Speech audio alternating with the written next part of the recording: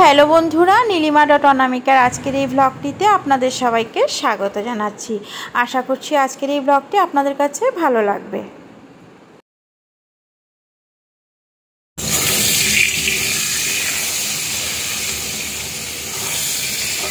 ব্লগটি অ্যাকচুয়ালি বিকেলবেলা বলতে এখন মানে সন্ধ্যা 6টা বেজে গেছে। তো আজকে বৃষ্টি পড়ছে আর আজকে আমি কালেকশনে যাইনি। তো শোনো না, দুপুরবেলায় কতগুলি পাঁঠার মাংস এনে রেখেছিল। বলছে মা আমি আজকে পাঁঠার মাংস এনেছি। অ্যাকচুয়ালি আজকে আমি সকালবেলা কিন্তু মাছ কিনেছিলাম, মাছ কিনে রান্নাও করেছি, রান্না আছেও 2 বেলার।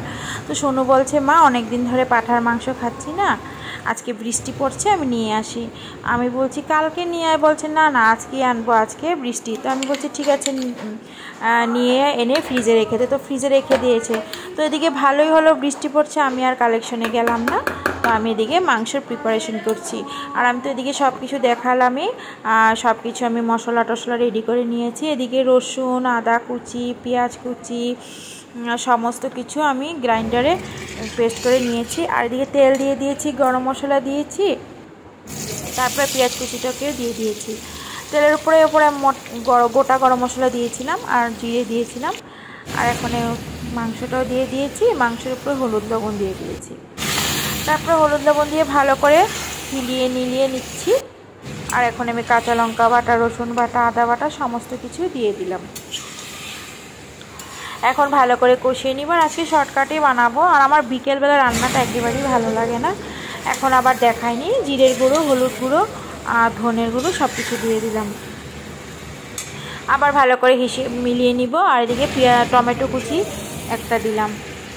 টমেটোকে বড় বড় করে কেটে নিয়েছিলাম, কুচি না, বড় বড় করে কেটে নিয়েছিলাম। আর এদিকে আমার সোনু বলছে মা গোটা পেঁয়াজ আর গোটা রসুন দেবে, পাঁঠার মাংসতে গোটা রসুন দিলে ভালো লাগে। তো এদিকে গোটা রসুন দিলাম, গোটা পেঁয়াজ দিলাম। আর এদিকে অল্প চা বসিয়ে দিলাম। বিকালে আমার কয়দিন ধরে চা খাওয়া হয় না, বিকালে বের হয়ে যায় আর চা খাওয়া হয় না। মাও বলছে খাবে না, তো আমি আমার জন্যই 1 কাপ চা বসিয়েছি। এদিকে রান্না করতে করতে চা খাবার গগন পড়তে গেছে।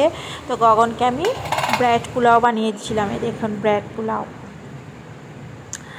এখন আমার জন্য অল্প রেখে দিয়েছি আর সোনুর জন্য। আমরা তো ঘরে সাধারণত বিকালে থাকি না, তো আজকে আছি যখন খাবো, তো আমি ব্রেড পোলাও আর চা নিয়ে বসে গেছি। তো আমার চা আর ব্রেড পোলাও খেতে খেতে আমি সবার সঙ্গে সবাই বলতে সোনু আর মা ওদের সঙ্গে কথা বলছি, আর কথা বলতে বলতে খাচ্ছি। আর এদিকে সোনু আর মা টিভি দেখছে। এদিকে ভীষণ বৃষ্টি পড়ছে বাইরে। আর তো আমি মানে বাইরের বৃষ্টির উপভোগ করতে করতে খাচ্ছি। ঠান্ডার মধ্যে ভালোই লাগে চা, ব্রেড এগুলি। আর এদিকে পাঁঠার মাংস, অনেক দিন পরে পাঁঠার মাংস। তো ওরা আমাকে নিয়ে হাসাহাসি করছে, বাবা আজকে একদম বিকেলবেলা চা ব্রেড নিয়ে বসেছ। আমি বলছি হ্যাঁ, আমি তো ঘরে থাকি না, আজকে যখন আছি আমি খাবো। আর বৃষ্টির মধ্যে চাটা খেতে বেশ ভালো লাগে। তো চাটা খেয়ে আবার আমি রান্নাঘরের দিকে যাব। চলুন।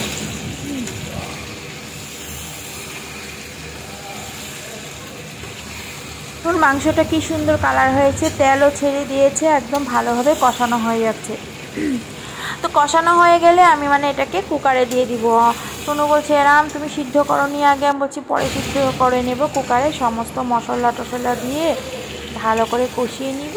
কষানোর পরে কুকারে দিয়ে 2-3 সিটি দিয়ে দিব, বাস হয়ে যাবে। তো কড়াই থেকে মশলাও ছেড়ে দিয়েছে, মাংস টাংস সব ছেড়ে দিয়েছে, তার মানে কষানোটা ভালোভাবে হয়ে গেছে। এখন আমি কুকারে দিয়ে দিব। তো আসুন কুকারে দিয়ে দিই।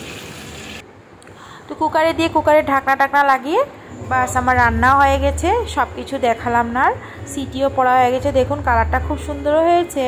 আর কাঁচা লঙ্কা দিয়ে রান্না করেছি, তো শুকনো মরিচ দিয়ে রান্না করলে একটু কালারটা বেশি লাল লাল হয়।